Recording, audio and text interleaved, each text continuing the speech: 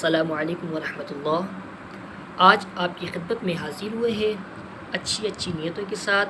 آج 15 شعبان المعظم کی بڑی راتوں میں سے یہ بابرکت ایک بڑی رات ہے۔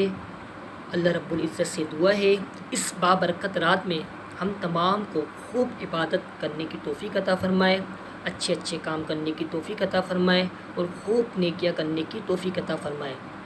تو اس رات فوراً نماز مغرب کے بعد 6 نوافل ادا کرنے ہیں۔ اس 6 نوافل کا آج ہم آپ کو طریقہ کار بتائیں کہ کس طریقے سے ادا کرنے ہیں۔ اس طریقہ کار کو میں آگے بتاؤں اس سے پہلے میں آپ کو شیخ حافظ محمد عبید اللہ نعیمی سے ملاقات کروا دیتا ہوں جو کہ ہمارے ساتھ موجود ہے۔ ان کے پیج میں انشاءاللہ یہ آپ کو ویڈیو مل جائے گی اور ان کا یوٹیوب چینل ہے اس میں بھی آپ کو یہ ویڈیو مل جائے گی۔ تو آپ لوگوں سے گزارش ہے کہ ان کے چینل کو سبسکرائب کریں اور لائک کریں اور ان کی ویڈیو اگر آپ کو اچھی لگے تو آگے زیادہ سے زیادہ شیئر کریں۔ بہت اچھی ویڈیو بناتے ہیں یہ میرے بھائی ہیں۔ اللہ رب العزت سے دعا ہے کہ ان یہ جو کام کر رہے ہیں نیکی کا اللہ رب العزت قبول فرمائے اور اچھی چیزوں کا آگے بڑھانا بھی صدقہ جاریہ ہے۔ تو ہم آپ کو 6 نوافل پڑھنے کا طریقہ کار بتاتے ہیں۔ بہت ہی آسان طریقہ ہے، جس طریقے سے آپ نفل ادا کرتے ہیں اسی طریقے سے ہم نے نفل پڑھنی ہے۔ 2 رکعت کر کے ہم نے اس نفل کو ادا کرنا ہے۔ پہلے جو ہم 2 نفل ادا کریں گے اس کی نیت ہم نے یہ کرنی ہے عمرے بالخیر کی نیت کر کے ہم نے 2 رکعت نفل ادا کر لینی ہے۔ اس کے بعد ہم نے سورہ یاسین کی تلاوت کرنی ہے۔ پھر اس کے بعد اگر جو سورہ یاسین کی تلاوت نہیں کر سکتا تو سورہ اخلاص 21 مرتبہ ہم نے یہ ادا کرنا ہے۔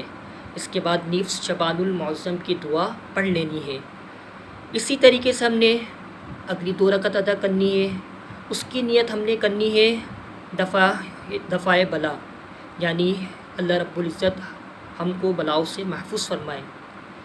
اس کے بعد بھی ہم نے اس 2 رکعت ادا کرنے کے بعد بھی ہم نے 1 مرتبہ سورہ یاسین کی تلاوت کر لینی ہے اور یا پھر 21 مرتبہ سورہ اخلاص کی تلاوت کر لینی ہے اور نصف شعبان المعظم کی دعا پڑھ لینی ہے۔